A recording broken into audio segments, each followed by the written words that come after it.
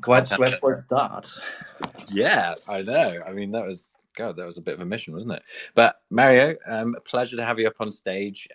Thanks for sparing some time tonight, and it's really great to see you here amongst the elections. I think you've done so much for the VeChain ecosystem that I think many might not even be aware of. So, before we dive into that, could you give everyone here a little bit of background about yourself? Just give us a few details about your professional development, etc. Yeah, I will try. It's kind of tough to think about what I've done in the past because yeah, there's quite a lot. Yeah, I'm 43, which means I'm here in the tech, that I'm here for 25 years in the tech arena. I've started right before the internet was available everywhere. So I've seen how it was before, and I always wondered what's this new thing, why it's interesting for everybody, and I've seen the first websites, and I was only interested in the community and the personal stuff, chats and everything. And suddenly everything was filled with content. Amazon was coming there, websites popping up everywhere, and seeing how it got used. And well, I always tried to play around with everything. So I did play.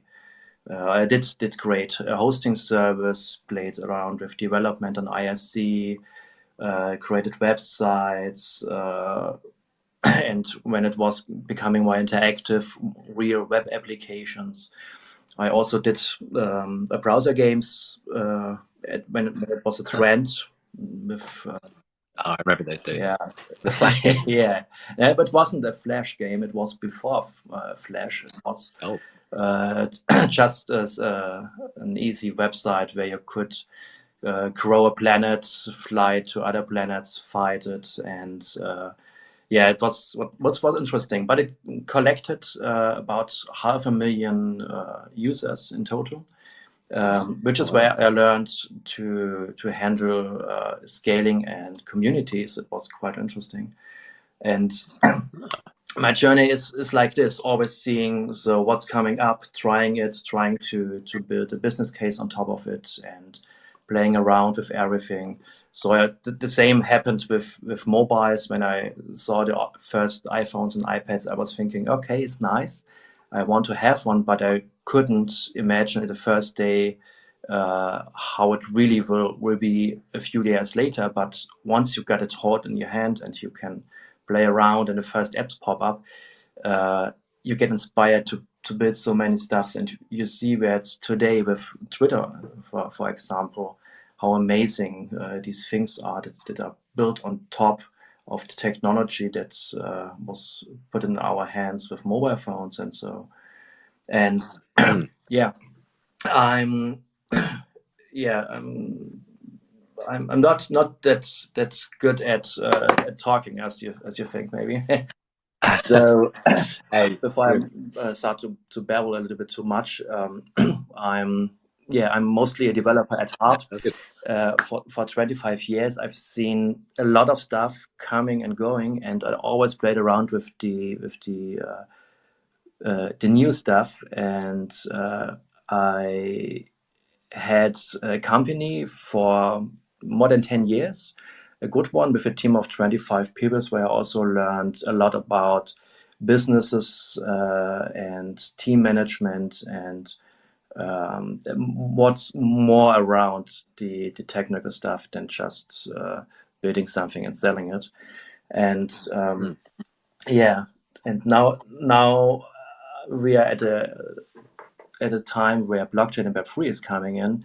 And a few years ago, which is quite long now, it's 5 to 10 years now, which it's been here, there was the same question to me. It's a nice idea, and in theory it looks good, and trying to build something was so hard, and you couldn't see it come to life at that moment.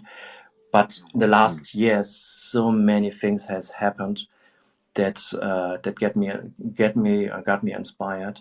That I also Amazing. jumped into Web3 like nearly a year ago, full time, leaving my past company, meeting them regularly, having nice lunch, and trying to find my new way on the Web3 ship now, and building what I always missed being at the big startups, and the past evolutionary levels of technology I've seen in the last 3 decades. Very cool. Yeah. Yeah, that's a great intro. Great stuff. Yeah, I mean, I can see, I know from our conversations, really embracing the digital nomad Web3 life, I guess, is really cool to see someone kind of thriving in that world. So what, to dial it back a level, when did you first kind of learn about blockchain? What was it that caught your interest? You mentioned that you'd seen it a while ago. What was interesting to you about it? The very first thing was indeed just reading about Bitcoin and just wanted to test it. And when I bought my first Bitcoins, I don't know how many it was. It was for like 50 euros just for testing, and it was amazing how easy it was to use them for payment. It was at the very beginning. Sadly, sold all or used all of them. So, yeah, but it was nice. It was just seeing this and the idea how easy everything can be if you remove some stuff, like in the banking world, like the human make everything digital, and I can just send some small money over the world in seconds. But this was quite interesting, and for Ethereum when it started, it was the funny thing, the supply chain. Indeed, it was always the thought that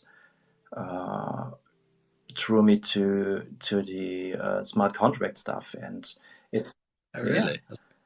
I was fascinating a lot with my colleagues at that time, about tracking everything and automating everything and having the dream of doing that, but it was not that easy to realize. And a decade later, we are still here and trying to do this. And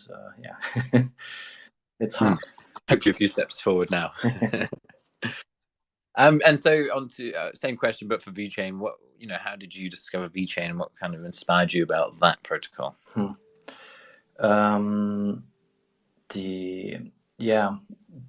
the beginning, it was to be honest, just when there was this crazy time where everyone was going to create their own tokens, selling them and making money.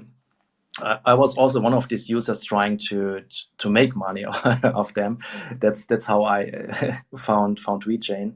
But what really drew me into VeChain was a long time later, when I learned about fee delegation, which was kind of the one moment where I realized that this can be something where really new possibilities are created.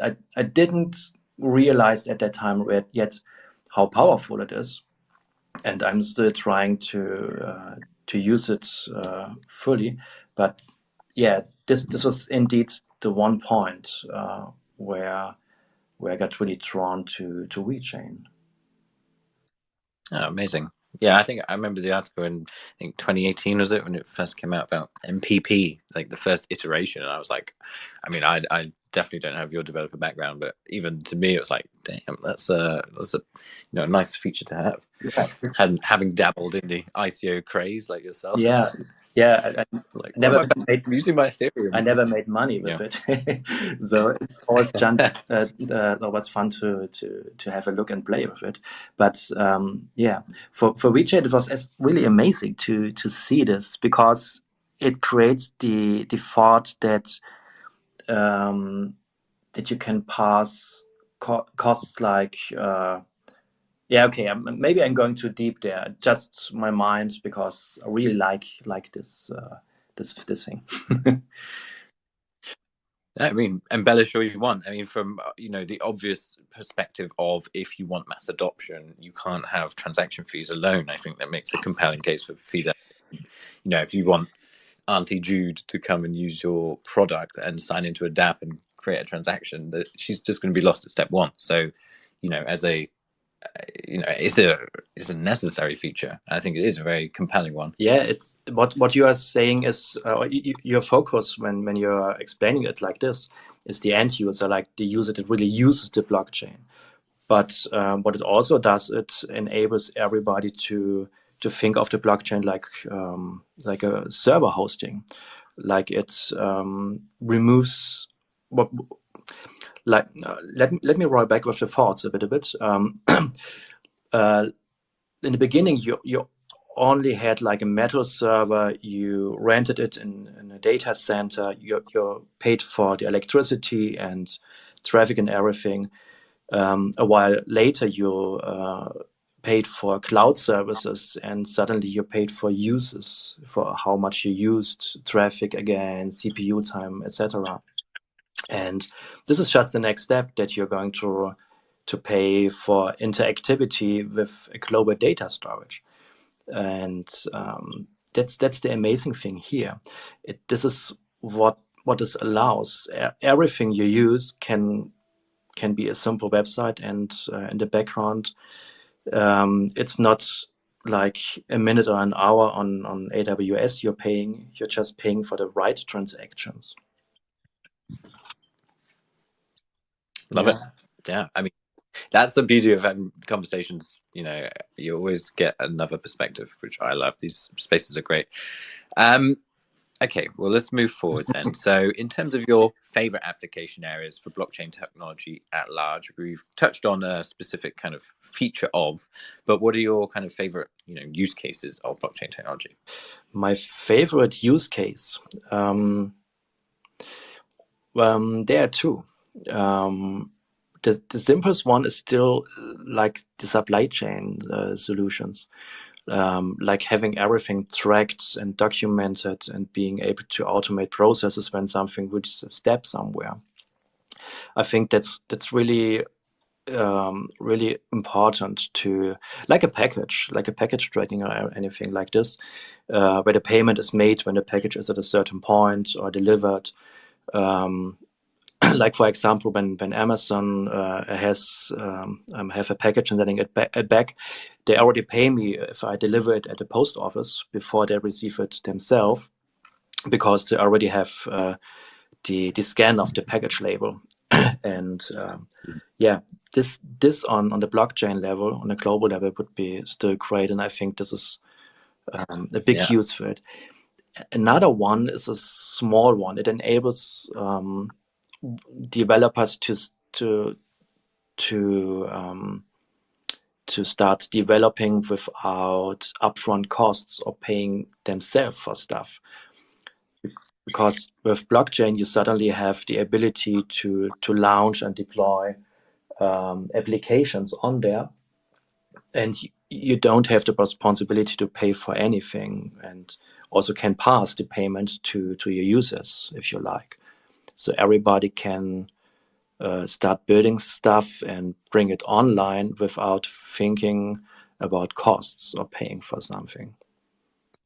Yeah, no, I agree. The low barrier to entry is very compelling, and I love your first example, the milestone payments. That kind of notion of you can automate a process through smart contract. Oh well, GPS shows this, and the scan has taken place at this location. We can liberate the payment immediately.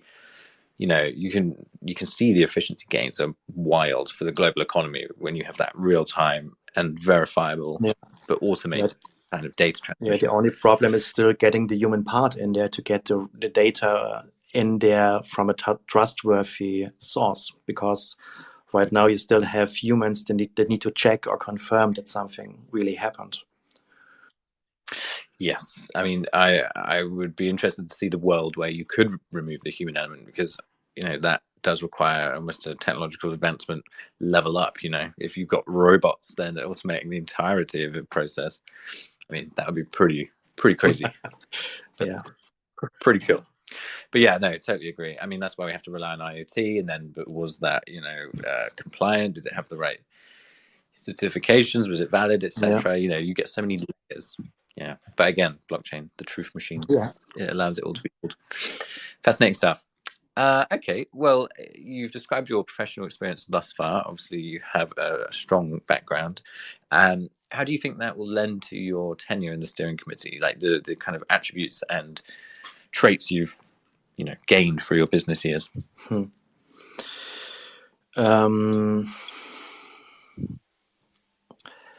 How my past experience can lend to the steering community. Yeah. But there's the business part. I think this isn't the one where I can really put a lot of stuff in there. There are so many interesting and important. I listened to the past spaces. Not all of them. There are so many, right? There were a lot. And the other applicants, they are really good, and I think they will provide a lot of this.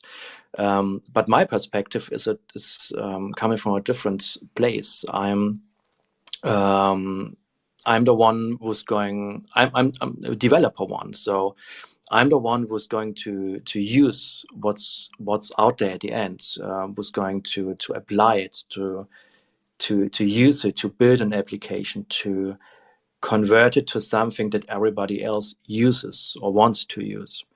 So my perspective is that I like to say enabler. I want to enable everybody to do something there, and I did this a lot with in the past, enabling single persons or teams or companies to do stuff, and I want to do this here the same. So adding myself or getting the perspective from someone who will implement what's going on here, what's going to be used. No, great response. I think you nailed it on the head, really. We've got very high tier professionals, but you don't only want this uniform voice, right? You want a bit of rounding, and your skill set and community representation. These things are important to get the balance that we need. And of course, you are a very high quality individual as well. Don't discredit yourself. You haven't got those particular career lineage. Yeah. What's also interesting, what I think a developer is also special at, is he's normally not just handling a situation. If you're doing something, you're building something, you always know if you have a problem, you just can't solve the issue at hand. You really need to find the source of the problem. And having this kind of thinking, that going through what's going on and finding the real reason what's happening and pinpointing it and going to solve the real problem instead of handling what's happening right now, that's something I like to do myself too. And what I learned is really important, while always still trying to be pragmatic and keep everything going. But what's important for me is also to go to the source, what's going on, understand it really, and get an understanding from everybody, and then solve the underlying problem. That's also what I like to bring in. I don't think that the others don't do that. I'm just it's something I learned. I really do, and not everybody does at the same level. Absolutely not. I mean, just based on our conversations, you're very analytical and breaking it down step by step. I think that's a great trait to have. I know I can be a bit like drawn in different directions and just be like, hey, that's cool. But I love that you drill down into it. You need all the different folks with the different perceptions to create a kind of holistic balance. Great stuff. Mario, this question is kind of a little bit for you to share yourself, because I'm not sure everyone necessarily knows the kind of tools you have delivered because they become such integral parts in ways that maybe they're just overlooked. But what would you define as your key achievements or contributions towards the VeChain ecosystem so far? I think there are two. I'm not somebody who goes out there and says, "Hey, I did this, and that's me." But this is the place where I should say something like this. So I think one thing I'm really missing since I'm going here on putting VeChain as one of my major cornerstone for my future life is having a community where I can interact with developers, speak freely, learn from each other, learn from them, and have a place where to talk about development specifically for VeChain.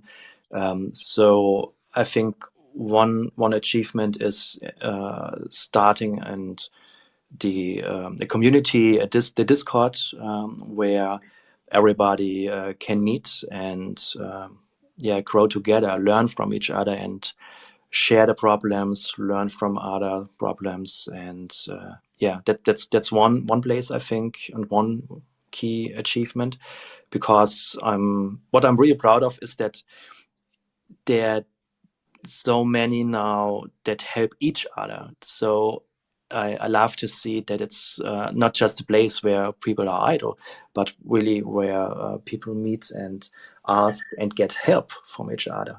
That's really wonderful. It's still in the beginning. It's still a little bit early. It's fresh, but I believe this is something that's coming from me.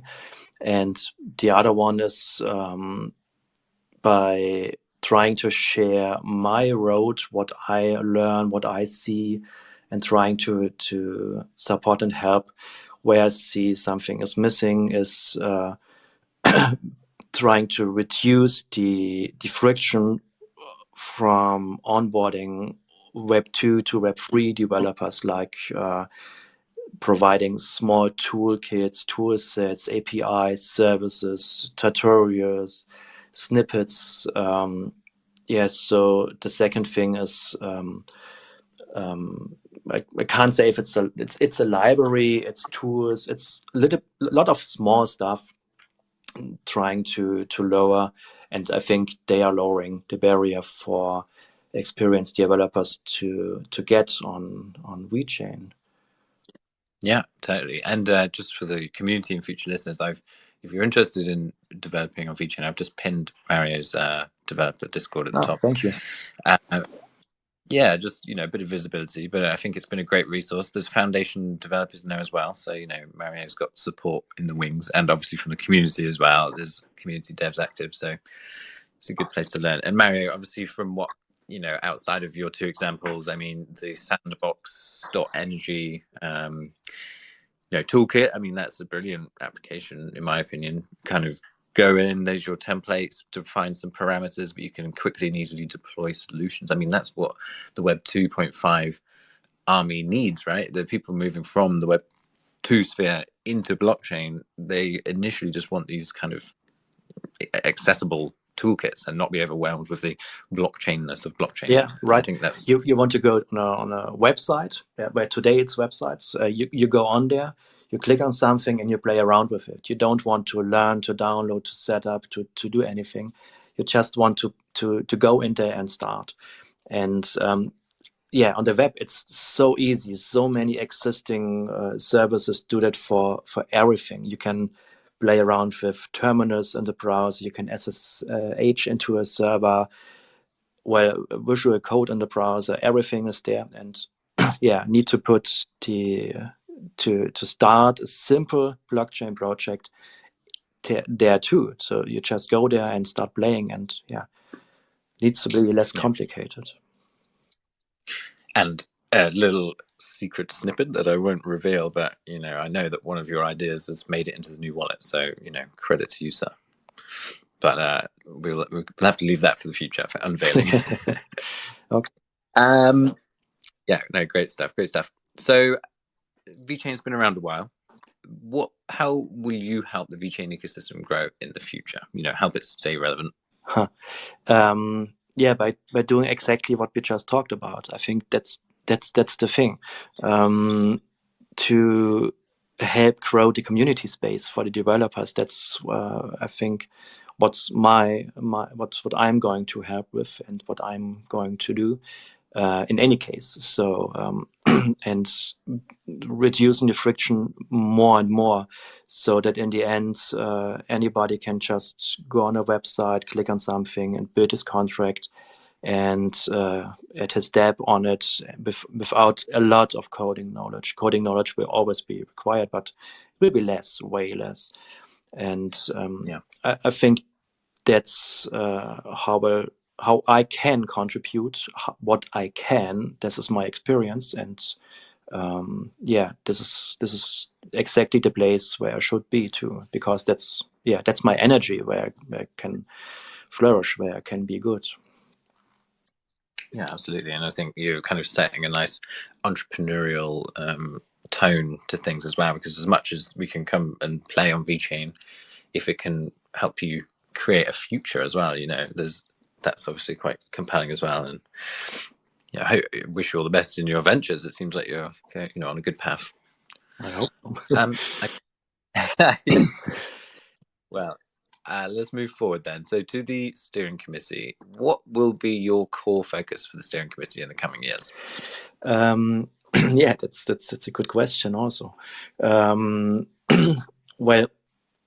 I'm always thinking what I personally stand for, and what I like to say, that I'm honest. Honesty is one of my core principles.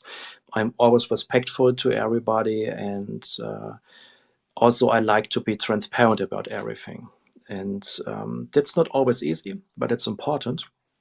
And I would like to bring this into the committee, and I think I would like to focus on the communication part, because what I think is important is to communicate what's been going on, what's really going on, to explain what's happening, and to make transparent what's happening in the future, and so everybody understands what's been planned, and to this also creates the ability to everybody to join something if you know what's going to happen, what's really happening here, right there.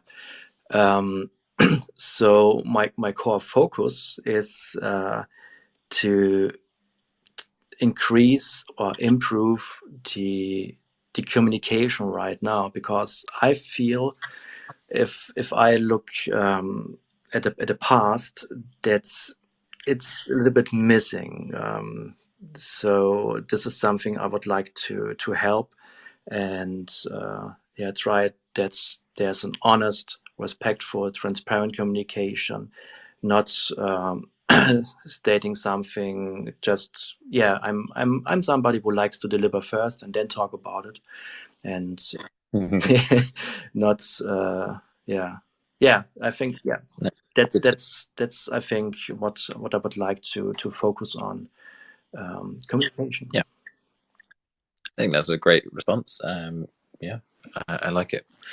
I don't think there would be any issue with increasing transparency. I think that's the Web3 ethos, isn't it? Right, everyone should be involved and feel involved and at least clued up. And obviously, the foundation suffered from that perception of lack of transparency in the past, and hopefully it's shifting, and hopefully it continues to get better. That's certainly the intent. Yeah, that's a feeling I have right now. There's indeed a change, and you already feel it. Great stuff. No, glad to hear that. So how will you ensure the steering committee best serves all its stakeholders in the future? So from enterprise to community, kind of how will you aid that? What's your ethos around that topic? That's really hard to answer, because without knowing what are the other committee members, you can't, or I can't just say how it's going to work, because at the end I'm one of like 7. So yeah, it's hard to say. I'm just I think so. My honest answer is I don't know yet. Um, but I will when it's happening, and I had a chance to meet my colleagues, the rest of the committee. So we get to know each other and exchange what we think, and so I also can position myself in the right place and see how I can support each. And yeah, it's something that will come. So I can't honestly say right now. Measured. That's that's a good answer. I mean, it's very much in line with your previous kind of approaches. Okay, let's go a bit blue skies for a minute then. So, where do you see VeChain's technologies in 3 to 5 years, and how do you think you can help contribute to that? I'm not sure who was it. I think Sunny was it, who said that everybody or many people will use the technology in the background without even knowing about it. And I think that's the point where we will be in 3 to 5 years. It's not right now, but you can already see that the road is going there. And I think this is something a lot that's really hard to understand sometimes. There's so many digitalization area happening around, and a lot of things is going with databases, with APIs, and sometimes manual labor, and putting all this onto a blockchain process where data is stored and handled. A lot of us won't feel and see. It's just going to happen at one point. And I hope that this is really going to happen for VeChain, because there's so many specialties here that allow this. And so I think that this is going to happen in 5 years. And we will have VeChain in a lot of places in the background without anybody knowing about it, just because some developer implemented it, or just some enterprise decided to implement it. And that's, to answer the second part, is where I think I can help, because I know from my own experience what developers or teams or companies need on a technical side to integrate applications. And like right now, blockchain with gas fees, fee delegation, everything. That's just one point. Make it really, really hard. And this is solved here, and we can provide standard ways to communicate with the blockchain, build tools, build basic stuff to help them on board, and creating the ability to learn, pushing everything in that way, so everybody, small developer, the single developer, can do it, and be a multiplier for it. Absolutely. You see, I'm sometimes just going to travel along when I have a thought, and just stop me when you think it's going too long. No, I mean, again, great answer. Totally agree. I think on your earlier point, we're already seeing, for instance, the recent case with Mercedes and Samsung. They're using the chain by proxy of DNV, who built services that they've then adopted on the basis of their relationship with DNV. I mean, you're already seeing that kind of leaking into society, and it's not like, oh, they're using VeChain. It's like VeChain just is the de facto choice. Same with the case people may not be as familiar with, but in Europe, PwC is using it for a certain tuna brand. I mean, there's these kinds of things, but of course, it can't all be that for the enterprise level. Yeah. Like as you touched Yeah, on, and we need it for the in the committee, because the question is more focused on the committee. There's a difference, because right now I'm able to build something and show it and share it, so that's easy. But that's not. But I can't assign or get resources into for a specific direction, or help, or put my thought in it, or get a comment in there, so that we get reminded what's important. So that's not I'm going to build everything. I'm just going to remind and remember, and try to get the resources into the right direction, so that we don't forget about us, and do the right. Yeah, I mean, that's needed, definitely. Everyone's got their, Sunny, Renato, they're all very powerful in their own ways, but they're, different angles. Again, it's about that, bringing that unit that can all function, at a high level with the right kind of objectives. So yeah, great stuff. Totally agree. Okay, let's go on to sustainability. Of course, that's a large focus for the foundation now, and I mean a focus for everyone the world over. What do you see as the most immediately promising areas of application for blockchain within the field of sustainability? I think as a consumer, you still don't know what's happening with the product that you're buying, and it's it leads back to the supply chain again. There's so many things. You go in the supermarket and you buy something, and it's always said, okay, you can vote with your wallet, buy what's green, what you think can be, it has a good social and environmental impact. But in the end, yeah, it can be just greenwashing. There's a nice logo on a package, and you think you're doing good, but you're doing the opposite.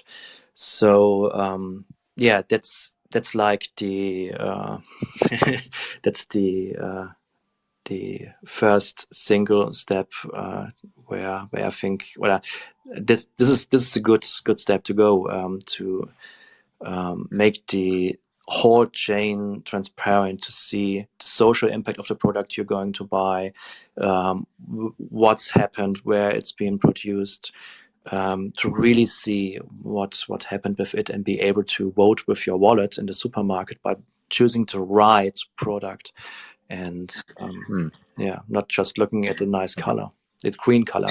Yeah. Ooh, nice brand. Yeah, no, I know what you mean. I love that term, voting with your wallet, because it really is like that. And a nice link as well, like an additional layer, I guess, is when you potentially purchase a product and you like it, and you can see that the thing's been produced ethically, say a coffee bean, and they've preserved the rainforest area they're in, or whatever, biome it is. You could potentially tip that person directly, and then you incentivize this kind of green behavior as well, right? They produce an ethical good. You can see that transparency, and then thank them directly with your wallet. So I think purchasing with your, what did you say? Deciding with your wallet. Vote with your wallet. Really, yeah. Vote with your wallet. Yes. Yeah. Very powerful. Very powerful. Yeah. Well, it can also be important for your life, if it's going to be for medicine, for example. There's just having the right product. If the last scan where you buy it can just eliminate the product from the chain and mark as salt, you can't sell it again, or everybody who scans it again will see, okay, it's fake. So for medicine, it can be important for your life to know that it's right. So yeah, I really think supply chain is the immediate next step that needs to be solved. No, I totally agree. Great stuff. Good answer. So this is another blue skies question for you, but assuming all the time and resource necessary, what would you build on VeChain? That's really a hard question, because if you make it open end with all resources and all time, you need to dream big, and it's something I don't see happening soon. I don't think it will happen in the next decades. Yeah, I think I like AI. I must admit. So I think building really an AI then that can support the human race to live sustainable, that might be an interesting challenge. That can make sure that we are pushed into the direction to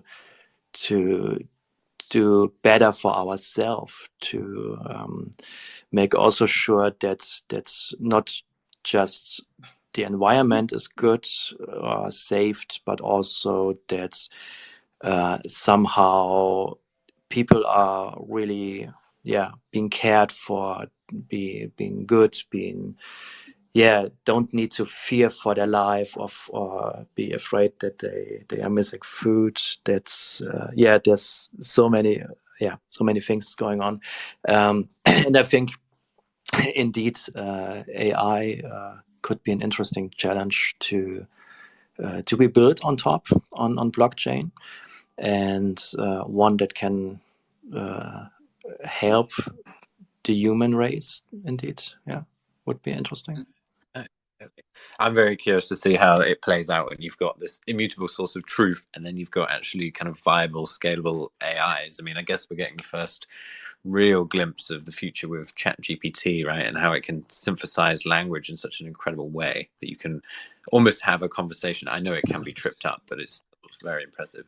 I mean, when it comes to these kinds of blockchain plus AI, I mean, that's almost evolutionary. Yeah, the interesting thing with AI is not even the idea that it can be intelligent, but the ability to collect information, knowledge, experience over multiple generations. Like if you have your AI companion that's going to be with you your whole life, and you pass it on to your next generation and so on.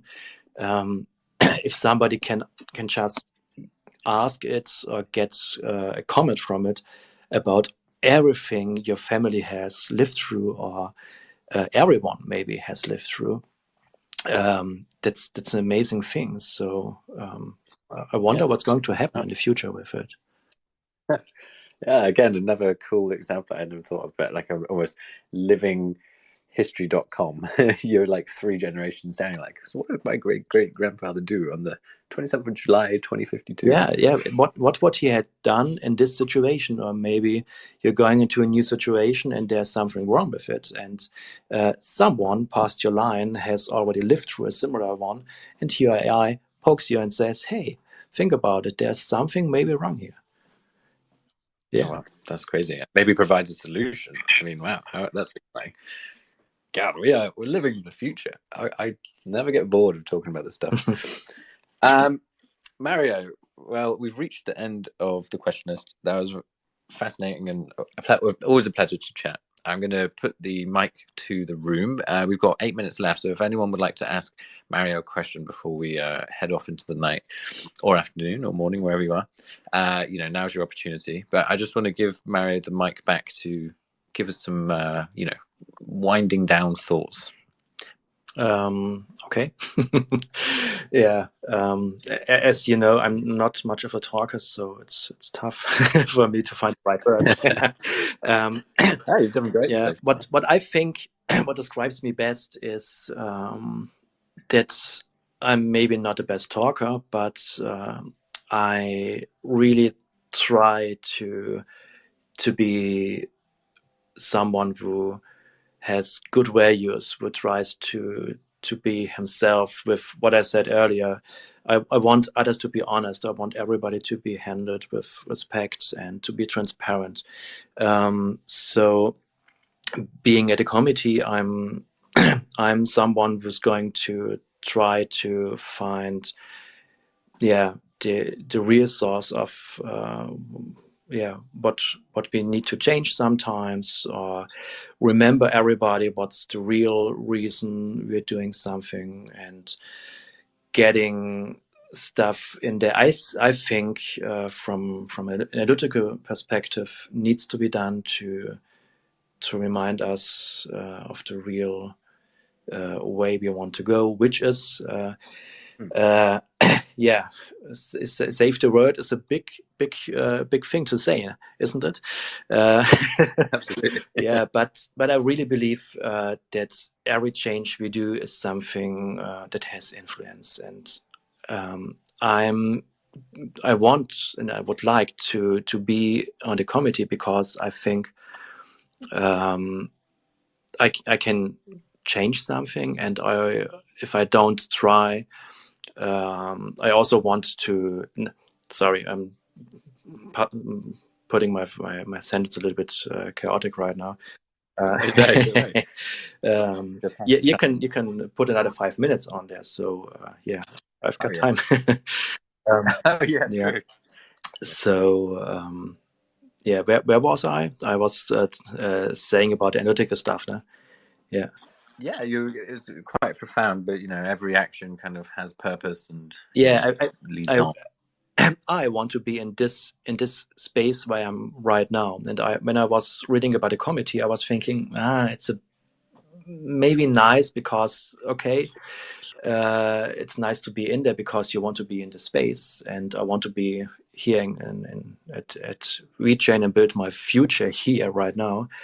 And the day after that, I was thinking about it, was thinking, it's not where I can live my energy, because I'm good at different stuff. But then I thought a little bit more about it, and I remembered how sometimes you need to step out of your comfort zone, and if the surrounding doesn't work like it needs to be, or doesn't feel perfect, you can always go there and try to change it. And that's what I want to do. I want to make sure that this is something where I want to be in the future, and I want to have an influence on it. So it works. It works out. Yeah, love it. No, great final words. Appreciate that, Mario. We've got we've got two questions, two hands raised from the crowd. We've got Bread and Chudnovsky. So Chudnovsky, I think you got in there just first. So I'll bring you both up so we save on a bit of time. And then Chudnovsky, you go first. Bread, welcome back. You can go afterwards. Hello. Chudnovsky. Hello. It's all on you. Want me to go first? All right. Welcome back. Thank you again for having me up. Mario, I want to say thank you for coming up here and introducing yourself. A lot of the VeChain NFT community knows of you and how much indirectly you have helped our community grow. People always talk about VeChain Energy and the Discord you built, and we as a community are proud of you and what you've done for us.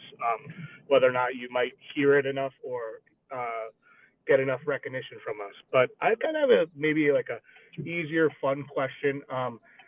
Do you own any VeChain NFTs? Do you partake in the PFP NFT game? First, thank you for saying the first part, because when it's sometimes somebody says something and I have like a tear sometime in my eye, because indeed you don't hear a lot, and there's a lot of energy going in there. And I just wanted to give for a while, so just do, and it's great to hear something like that. So thank you for that. And for the question part, I have NFTs, VeChain NFTs. Indeed, my first was the Genesis collection of World of We.